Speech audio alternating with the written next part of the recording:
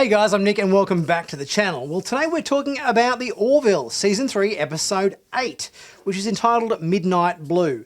This was our kind of follow-up episode, I guess, to the previous Topa-based episode we'd had in the season before, to kind of see what the next chapter in Topa's journey is going to be. Obviously, in the last episode, we saw Clyde leave, Topa change from a boy to a girl, and this is sort of an ongoing story in terms of what's been happening on the Moclan front and on Topa's front, and how that kind of plays out. It was interesting that the fact that this season only has 10 episodes in it, yet we're getting two kind of very similar sort of stories. We've sort of had our socially aware episode with Topa previously in terms of the politics, in terms of gender reassignment and converting Topa from a boy back into a girl again.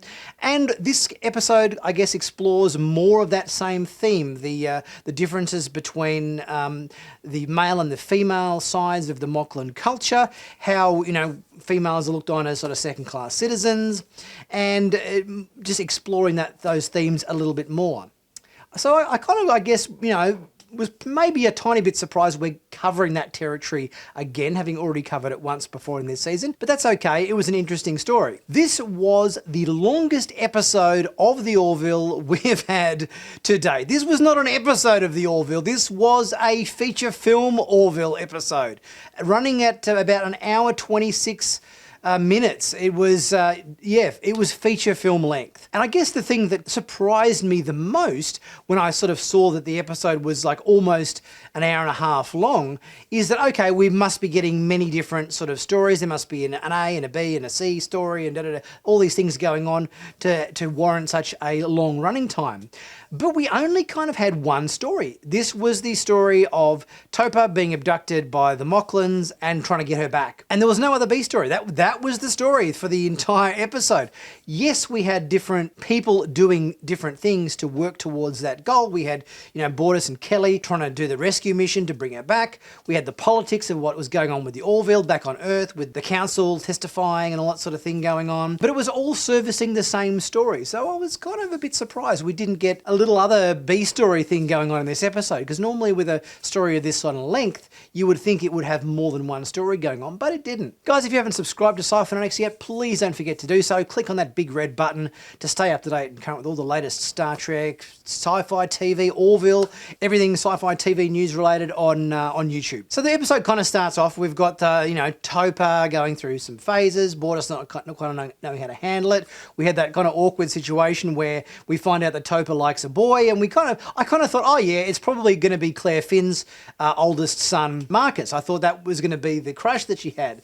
Little did we know that it was in fact, our resident helmsman, Gordon Malloy, which is kind of a little bit age inappropriate for Topa, but it was a funny scene. I liked all of the other engineers in engineering, and they're all kind of working on stuff, and everybody kind of knows what's going on, and Topa's kind of asking these questions, and Gordon's pretty clueless in terms of the subtext to her question. So that was quite a funny scene, which I enjoyed. I think all of the Moclan female colony stuff was really nice, seeing them, fly down land. It was a nice setting, beautiful environment. We've got all the pretty bugs, the glowy bugs, the luminite bugs flying around and everything. We're having a bit of a banquet there. We've got introductions to all the other female Moclans on the colony. Havina's still a bit of a Dolly Parton fan, playing some 9 to 5 in the background there in her house. We've got all the Moclans dancing around the fire to Jolene, which was kind of funny.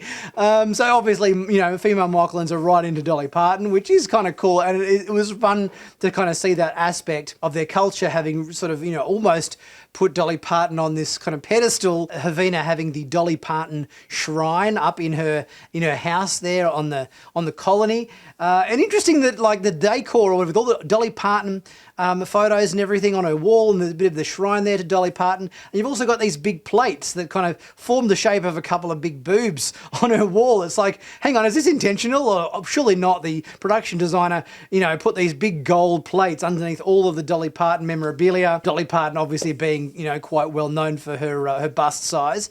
I thought that was kind of interesting choice of decor there. And then obviously the even bigger surprise in the episode, where obviously Ed Mercer uses the hologram simulation of Dolly Parton later in the episode to kind of talk Havina around into testifying at the council. I think that was a really unexpected surprise and really great moment, I thought, in this episode, where you kind of know that Havina's a massive Dolly Parton fan. She goes into the simulation. Dolly comes out, and it's like, oh my God, this is good on them for getting Dolly Parton to do it. I think that's great. I think that was a really nice surprise in this episode, and it made for one of the highlights of the episode. There was a moment there, I think, when Dolly Parton started to play the guitar and sing a song. I thought, geez, okay, hang on. How long is this going to go on for? But at least they kind of used it as a montage moment for the various characters thinking and pondering and everything, which kind of worked well, I thought. But I was sort of worried when she started to play a guitar number. I was like, oh God, okay, they've got Dolly Parton on to play a song. We're going to have to sit this whole song out from start to finish. Get the best bang for their buck as having her on as a guest star. But at least that kind of, wasn't too drawn out, which was good. Obviously, once, Topa wanders off into the woods, you kind of know she's going to get abducted by the other Mocklins, I think. You could kind of see that one coming a bit of a mile away, but that's okay. It was still entertaining. And then obviously being taken to the black site and interrogated for information, because, let's face it, Havina basically gave her, information and expectations that she shouldn't have had and put her in a very awkward position. So that didn't necessarily pan out as well as it could have, but at least the situation was salvageable, and Topa wasn't, permanently damaged physically or emotionally is another story altogether, of course. I think seeing Bortus and Kelly kind of team up in this episode to rescue Topa was a good angle. I think that was exciting, having them kind of storm the black site facility, bust Topa out of prison and everything. And then we had the big chase going on, the shuttle chase, leaving the planet, which kind of was, kind of like like the pod race in Star Wars. I mean, the pod race was sort of flying through Beggar's Canyon and everything in the Phantom Menace. I thought that was kind of a bit reminiscent of that, with all the shuttles weaving and ducking and everything through all of the canyon structures and everything on this planet where the black site was. That was kind of exciting, and also seeing the shuttle having to do the Top Gun style brake maneuver to let the other shuttles fly past so they could shoot in their exhaust port, because that's the weak spot. You got to shoot in the exhaust port to blow them up, because as another Star Wars reference, you got to shoot the Death Star in the exhaust port to blow it up. So that was kind of a similarity, I thought, in this episode as well. I thought it was an interesting scene with the moment when Kelly and Bortus were about to kind of infiltrate the black site. Kelly doesn't quite jump as far as Bortus does. She takes the fall into the canyon and has to kind of, take a few moments for the medical device to repair her injuries. And there's sort of like a little moment between Kelly and Bortus. This season has been a lot of Kelly interacting with Bortus and, Clyden and Topa and everything. So it kind of feels like maybe there's this sort of, feelings of some description growing between these two. So that's sort of an interesting dynamic, I think, to sow the seeds of a potential romantic relationship between these two characters. Back on Earth, we had the big kind of council scene with the testifying of Havina to the council to get them to step in and locate Topa and everything. And we get to see Bruce Boxleitner. He's back again as the president of the union. I think that was great to see him back in. I'm glad his appearance in this season wasn't just a once-off, that they dragged him back in again for another appearance, which was great. And I think it was great to see the Mocklins kind of get all huffy about their rights and everything. And then obviously right at the perfect moment, in comes Bortus, Kelly and Topa, right at the right minute to say, hey, you guys are, full of shit. You're stealing children and torturing them. Like, this is not good.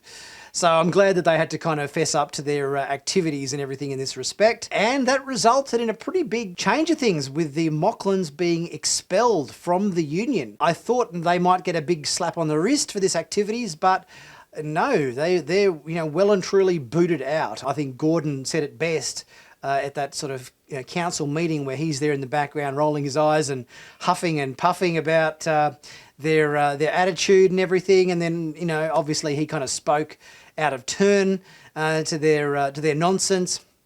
And ultimately, they kind of had to answer for that. So I think it was good for Gordon that I think Bortus and Kelly and Topher returned when they did, because without that kind of evidence, I think Gordon might have well and truly been in for a demotion or a court-martial of some kind. There's certainly an eclectic mix of aliens at the ruling council for the Union. A lot of aliens we hadn't seen before, some that we had.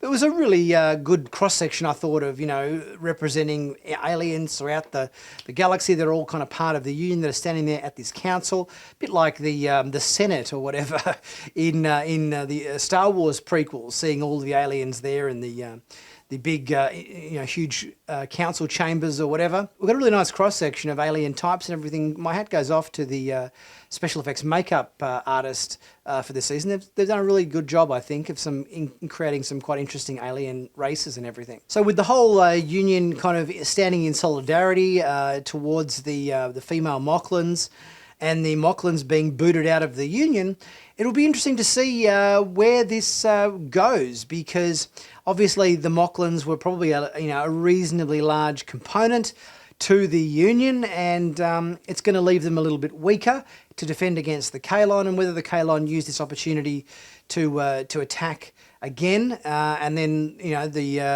the forces of the Union won't have as much firepower to back them up on another massive invasion if it happens, which is maybe what we're leading to towards the end of the season. But the episode ended on a positive note, with Klyden returning to Bortus and Topher, apologising for his bigotry and his intolerance in the past. Has come to realise that he needs to pull his head in and not have such old-fashioned Moclan values when it comes to looking at women. So it was a nice moment to end on, I thought, with them all returning, having dinner at the dinner table, and inviting Kelly to join them for dinner and everything as well. So I thought that was a nice sweet conclusion to the episode. All in all, even though this was a really long episode, feature length in its running time, I thought it was interesting. I was surprised by the fact that there was no B story. It was all the one story.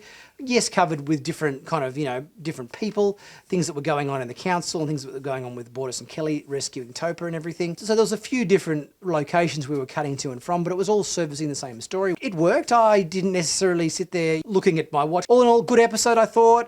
We only got, I think, 2 more episodes left of the Orville, so a couple more weeks and the Orville will be done. But I think it's definitely been a good season so far. A little bit slow at the start, but certainly picked up in the middle, and it seems to be going quite well at the moment, which I'm enjoying. Guys, what do you think about this episode, episode 8, Midnight Blue of the Orville season 3? Leave your thoughts, as always, in the comment section. Let me know what you thought of the episode. Let me know what you liked about it, what you didn't like about it, and we'll get the conversation started. Guys, as always, please leave a super thanks. If you're able to, it really helps the channel out, much appreciated. If you can't, just leave a like and a comment, that always helps as well. Subscribe if you haven't already done so, and check out my merch in the merch store. Heaps of Sci-Fi TV themed t-shirts, hoodies, mugs, caps, got lots of new designs. I'm always kind of generating some new designs, so even if you haven't been there for a while, there's sure to be some new stuff in there to check out. In fact, at the moment, free shipping, so you pick yourself up a t-shirt or something and it's free shipping to you. I'll see you guys next time for my next review.